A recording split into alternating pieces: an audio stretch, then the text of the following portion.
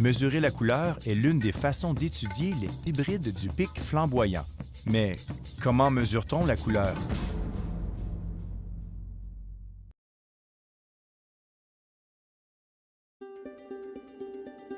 Comment mesure-t-on la différence? Comment mesure-t-on la similitude? Ce sont les questions que se pose le conservateur Dr Jocelyn Hudon lorsqu'il étudie les différences frappantes de couleurs entre deux formes géographiques du pic flamboyant, un pic commun de la forêt du Nord. Nous avons une situation unique en Alberta.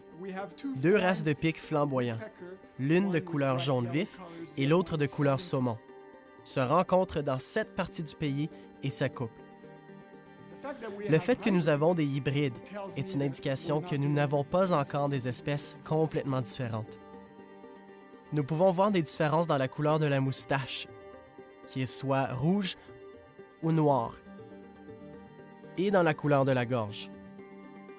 Nous notons aussi des différences évidentes de couleur dans les plumes des ailes ainsi que de la queue. Qu'est-ce qui a provoqué ces changements? Pourquoi ces oiseaux sont-ils devenus différents?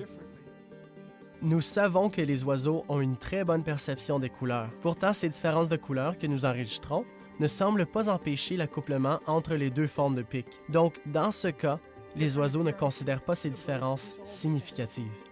Maintenant, à l'étude dans son laboratoire, ici au musée, Jocelyn cherche les réponses à quelques-unes des questions fondamentales qu'il se pose. Cela m'a semblé naturel de travailler sur la pigmentation, d'essayer de mieux comprendre ce qui se passe au niveau des molécules.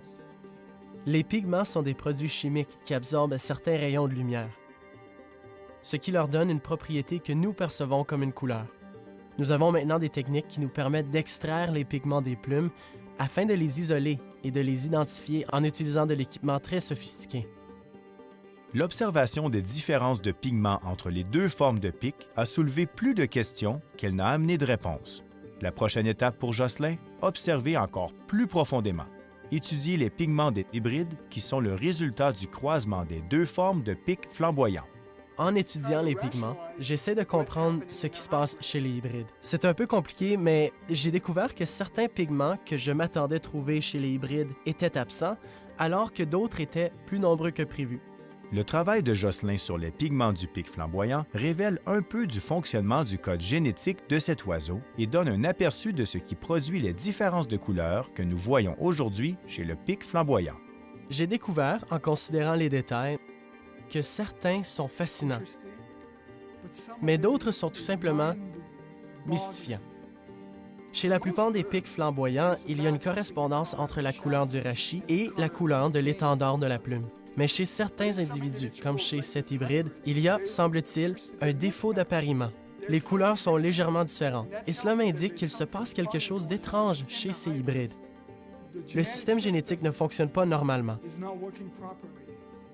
Nous pouvons prévoir que l'accumulation de telles différences génétiques aboutirait un jour à la division de cette espèce en deux. Nous assistons peut-être à la naissance d'une nouvelle espèce de pic.